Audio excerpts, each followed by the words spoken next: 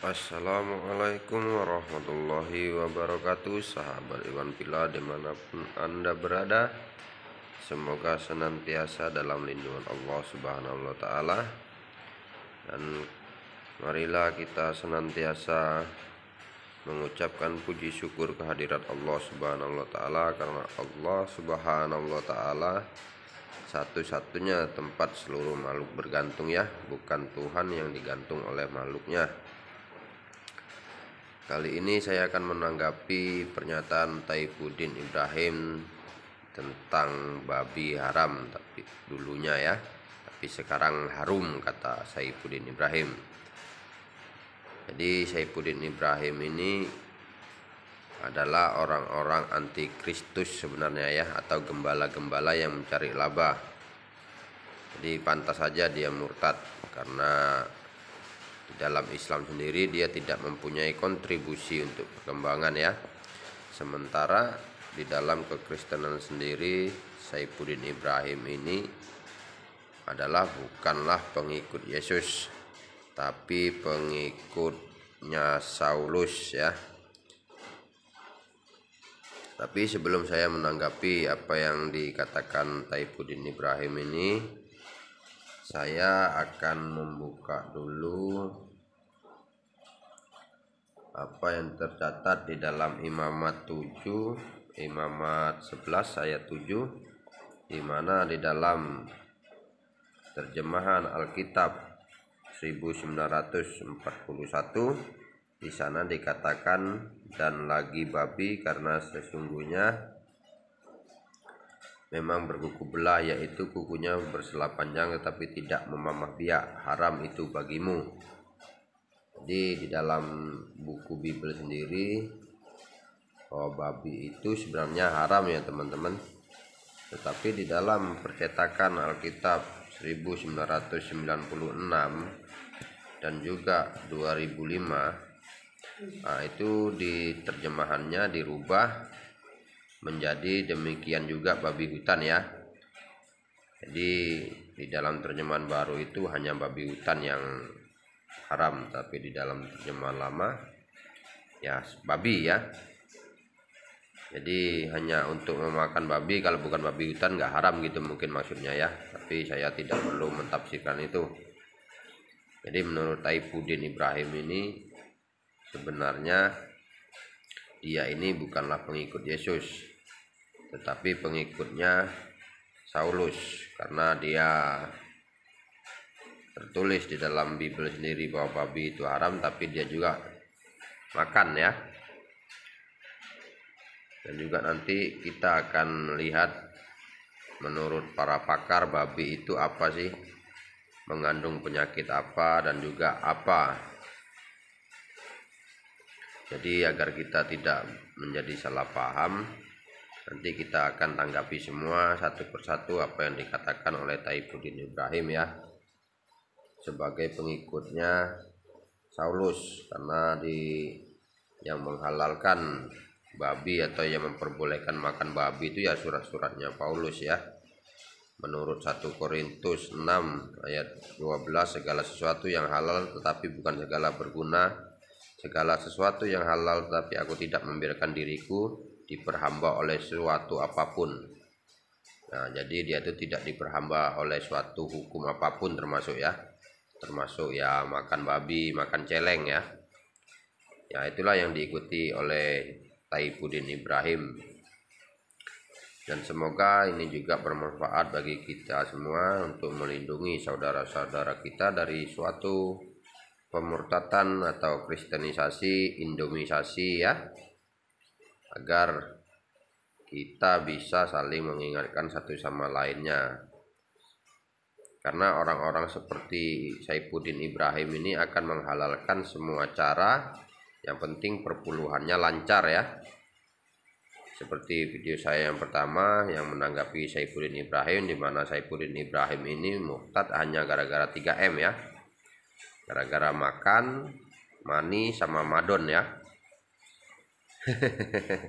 Jadi begitulah apanya, dan marilah kita dengarkan bersama-sama seperti apa babi itu dan seperti apa pernyataan Taifuddin Ibrahim.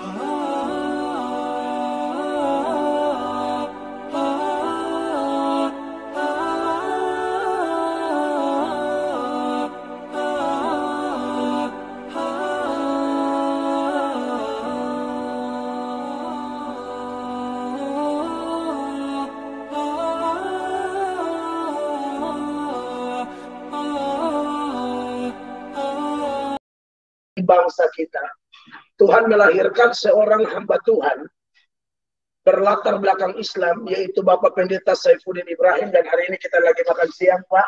Gimana? Daging babinya enak? Dulu haram nih, Pak. Dulu haram, sekarang harum. Bali, membunuh orang. Wah, ini sudah nggak benar keyakinan iman saya ini. Islam itu sudah nggak benar.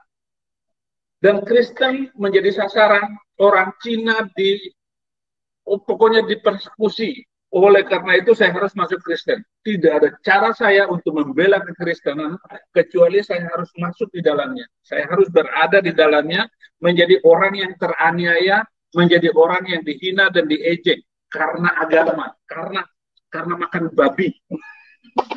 Masa gara-gara makan babi boleh dibunuh itu orang? Itu sebabnya sekarang saya makan babi. Loh, bangsa-bangsa yang makan babi umurnya panjang, otaknya cerdas. Banyak orang entertain. Orang cerdas semua. Pintar semua.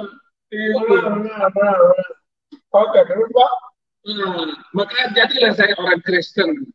Dan tahun kedua itu saya mulai ditekan, diejek, dihina, orang tua, keluarga, semua. Pokoknya tidak boleh dapat warisan. Dalam hati saya nggak perlu warisan. Hidup saya sudah. Ya, itulah pernyataan Taifuddin Ibrahim ini ya, yang suka memfitnah dan juga suka mengadu domba ya demi donasi keuangan Taifuddin Ibrahim. Jadi ya apapun yang dia katakan ya harus ada sensasinya ya. Tetapi satu yang ingin saya tanggapi dulu dari Taifuddin Ibrahim itu bahwa ajaran umat Islam itu yang dikatakan Taifuddin Ibrahim harus membunuh atau harus menghina orang-orang yang pemakan babi ya. Nah, karena itu adalah suatu phinaan yang keji, maka kita wajib mengkanter apa yang dikatakan Taifuddin Ibrahim ini ya. Memang itu adalah sudah menjadi kebiasaan Taifuddin Ibrahim, memfitnah demi donasi keuangannya semakin lancar ya teman-teman. Jadi kita tidak perlu heran apa yang dikatakan oleh Taifuddin Ibrahim. Tetapi saya juga akan membawakan sebuah ayat Alkitab seperti apa hukuman bagi orang-orang yang pemakan babi seperti Taifuddin Ibrahim ini ya. Karena Taifuddin Ibrahim ini bukanlah pengikutnya Bible sendiri ya, tapi dia ini adalah pengikutnya Saulus.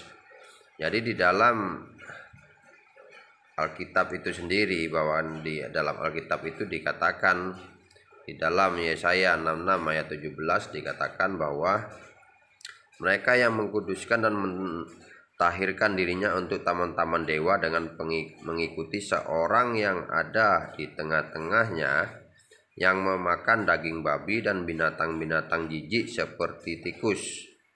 Mereka semuanya akan lenyap sekaligus, demikianlah firman Tuhan. Jadi menurut buku Bible itu sendiri, orang-orang yang suka makan tikus, orang-orang yang suka makan babi kayak Taifuddin Ibrahim ini ya, akan dilenyapkan nantinya oleh Tuhan ya, menurut buku Bible dia sendiri sih, bukan menurut saya ya teman-teman. Itu yang pertama. Yang kedua yaitu bahwa Taifuddin Ibrahim ini adalah gembala-gembala yang mencari laba atau antikristus itu sendiri. Karena antikristus itu adalah datangnya bukan dari antara orang-orang di luar Kristen ya, tetapi di dalam kekristenan itu sendiri. Karena gembala-gembala mencari laba itu ya orang Kristen itu sendiri ya teman-teman. Karena di dalam Islam, di dalam Muslim atau di dalam Keyahudian itu tidak ada sistem yang namanya gembala mencari laba ya, tidak mengenal kata-kata gembala, apalagi di dalam Islam. Jadi gembala-gembala yang mencari laba itu ya orang-orang seperti Taifuddin Ibrahim ini ya, yang suka memfitnah dan suka takia Korintusnya ya, karena dia sedang mengamalkan ajarannya Saulus, yaitu boleh berdusta asal kemuliaan Tuhan itu semakin melimpah ruah. Dan dia juga boleh berkata-kata sendiri meskipun itu bukanlah firman dari Tuhan ya. Karena Saulus sendiri juga mengatakannya bahwa aku ini berkata-kata bukan berasal dari firman Tuhan, tapi kata-kataku ini adalah perkataan dari orang bodoh ya. Nah, jadi apa yang dikatakan Taifuddin Ibrahim ini juga sepertinya Taifuddin Ibrahim ini kurang jauh ya berjalannya ya. Katanya kalau pemakan babi itu pinter-pinter ya kan.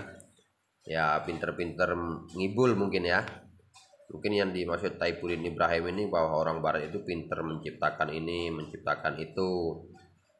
Mungkin seperti itu ya maksud Taifuddin Ibrahim. Tapi pada dasarnya Taifuddin Ibrahim ini hanya melihat dari satu sisi saja. Jika memang pemakan babi itu pinter dan punya akhlak baik, kenapa terjadi pedofil di dalam gereja ya kan? Yuk mari kita sama-sama berakal waras, mari kita tengok konteks di seluruh dunia ini. Siapakah pelaku kejahatan terbesar? Siapakah pelaku pemerkosaan terbesar? Siapakah pelaku pedofil terbesar? Dan siapakah yang melakukan homoseksual terbesar? Apakah orang-orang yang tidak memakan babi atau orang-orang justru malah orang-orang yang pemakan babi ya?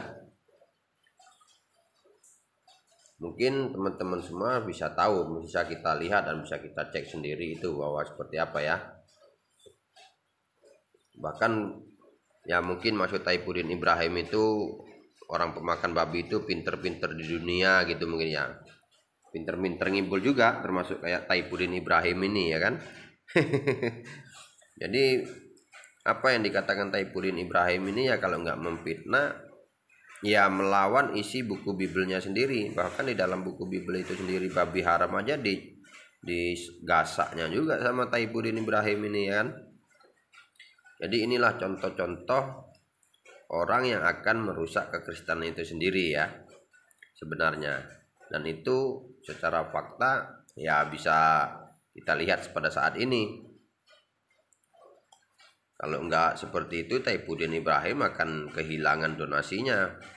Dan makanya setiap dia setelah membuat statement sesuatu yang tidak benar dan memfitnah, maka Taifuddin Ibrahim ini akan lari-lari. Mungkin Taifuddin Ibrahim ini juga udah kangen mungkin sama apanya, sama sel penjaranya yang terdahulu. Dan Taifuddin Ibrahim ini juga mengatakan bahwa pemakan babi itu teraniaya ya. Wah, ini sungguh terbalik dunia seperti sama langit ini. Jadi yang suka menganiaya itu sebenarnya orang pemakan babi atau orang-orang muslim ya. Yuk mari kita tengok kasus-kasus besar yang ada di dunia ini. Itu yang melakukannya orang pemakan babi seperti Taifuddin Ibrahim ini atau orang-orang muslim yang tidak makan babi ya. Dan inilah Taifuddin Ibrahim ini kurang jauh berjalannya. Kita tidak perlu ngambil contoh yang jauh ya. Bagaimana kejadian di Poso itu sendiri. Di Poso itu adalah mayoritas Kristen, ya muslimnya hanya sedikit ya. Tapi baru satu provinsi aja yang mereka mayoritas itu. Seperti apa kelakuan mereka terhadap orang-orang muslim, ya kan? Mereka membunuh, mereka memperkosa, mereka membakar orang di dalam musola. Jadi matanya Taifuddin Ibrahim itu mungkin minta dicolok sama besi panas, ya kan? Itu baru satu provinsi. Bagaimana mereka kalau seandainya mereka mayoritas di Indonesia ini? Dan satu lagi, Taifuddin mengatakan bahwa kalau pemakan babi, orang-orang yang pemakan babi itu akan disingkirkan. Mungkin kalau seandainya ajaran Islam itu seperti itu, maka Taifuddin Ibrahim ini tidak akan pernah tinggal di Indonesia, saya rasa, ya. Kalau memang ajaran Islam itu seperti itu, maka Taifuddin Ibrahim ini adalah orang yang pertama yang akan kena tanam, ya. Jadi fitnah-fitnah yang kejam yang dilakukan Taifuddin Ibrahim ini akan memancing sesuatu yang akan membuat dirinya sendiri suatu saat nanti akan menerima akibatnya, ya teman-teman. Jadi inilah fitnahan-fitnahan yang disampaikan oleh Taifuddin Ibrahim ini, ya hanya untuk membolak-balikkan kenyataan yang ada di negeri kita, ya. Dan orang-orang Kristen sendiri saya rasa mungkin kalau yang masih punya akal waras ya bisa menilai sendiri, ya. Nah, kecuali yang tidak mempunyai akal waras ya senang-senang aja sih dengan fitnah Taifuddin Ibrahim ini. Apalagi yang ngaku-ngaku murtadin, ya. Tapi ya sekarang pun sudah mulai kaku. Mulutnya Taifuddin Ibrahim ini udah mulai kaku. Sudah nggak bisa mau apa. Jadi kadang-kadang Taifuddin Ibrahim ini tidak sesuai dengan ajaran kasih, ya. Slogannya ajaran kasih hilang musuhmu, tapi kerjaannya memfitnah, kerjaannya tidak sesuai dengan apa yang diajarkan buku Bible itu sendiri. Jadi ajaran kasih itu sendiri hanyalah slogan hoax dengan adanya orang-orang seperti Taifuddin Ibrahim ini, ya teman-teman.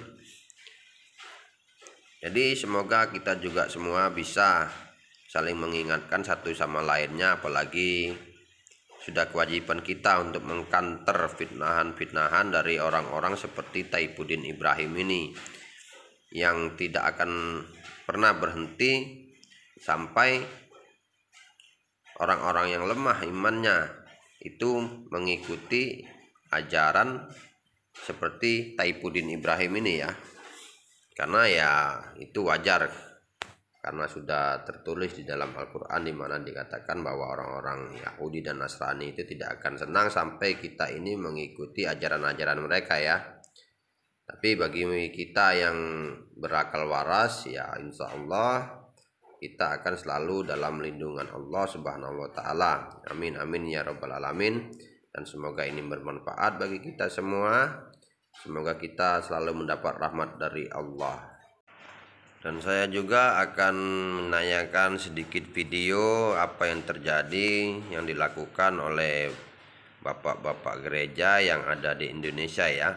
Di mana di sana terjadi kasus yaitu pelecehan seksual, di mana anak laki-laki atau anak jantan itu ya disodomi mungkin, ya, sama ketua gerejanya mungkin, ya. Saya dilecehkan oleh pelaku sampai 7 kali.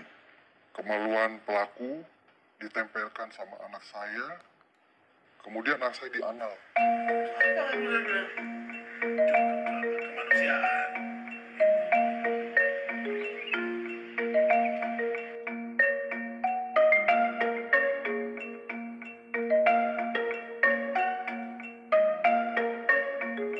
Sementara yang melapor secara resmi 2 orang, namun diduga ada beberapa korban yang lain, ya, yang dalam proses. Modusnya dia adalah yang diantar pulang terakhir itu adalah calon korban. Sudah yang lain diantar pulang, saya yang terakhir, saya bukannya diantar pulang, tapi malah diantar pergi. Perginya ke UI. Pergi ke UI, ya sudah. Di sana terjadi molested itu. Ya mungkin kita tahu ya yang namanya oral seks, ya. Ya, itu yang dilakukan terhadap saya.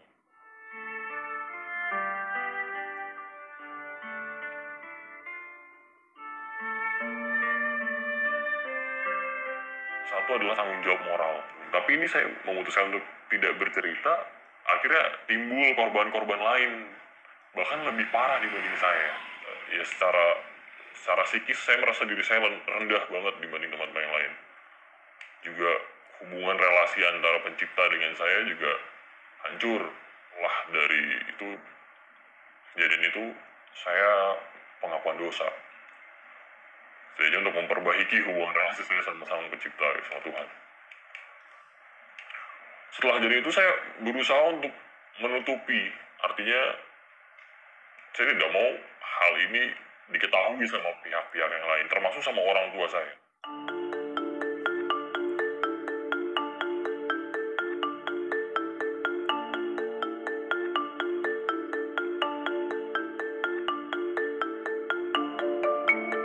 Pertama tiap malam, tengah malam mas, di mana anak dan istri saya udah tidur, saya selalu terbangun.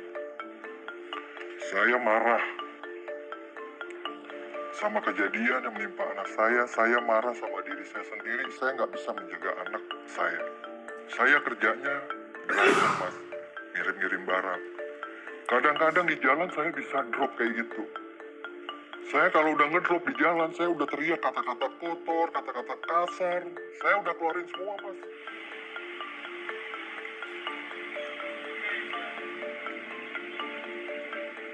Apa yang nggak boleh orang lain sentuh, nggak boleh pegang, nggak boleh lakukan terhadap anak-anaknya. Membangun relasi kepada anak-anak, supaya anak-anak itu nyaman untuk bercerita kepada orang tuanya, dibandingkan harus cerita sama teman-temannya. Memang ada kondisi-kondisi, ya ini kaget orang tua. Kedua, malu. Ya malu juga, malu buat dirinya, keluarganya. Malu juga, ini kan gereja gitu katanya. Ya jangan dibuka gitu katanya. Ini kasus yang menampar katanya kan gitu. Jadi memang banyak yang nggak siap juga.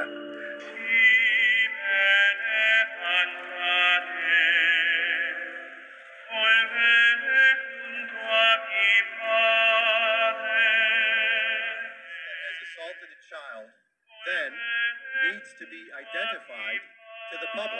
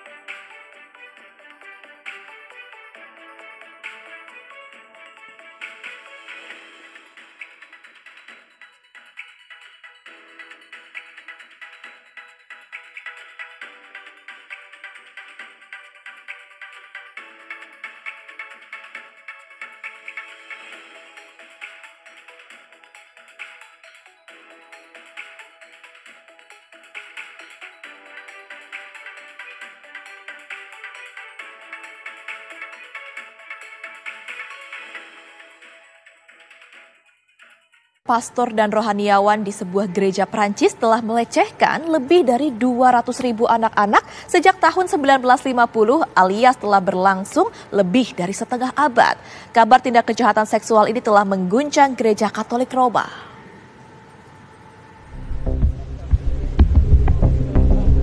Gereja Katolik Roma dan dunia sungguh-sungguh terguncang.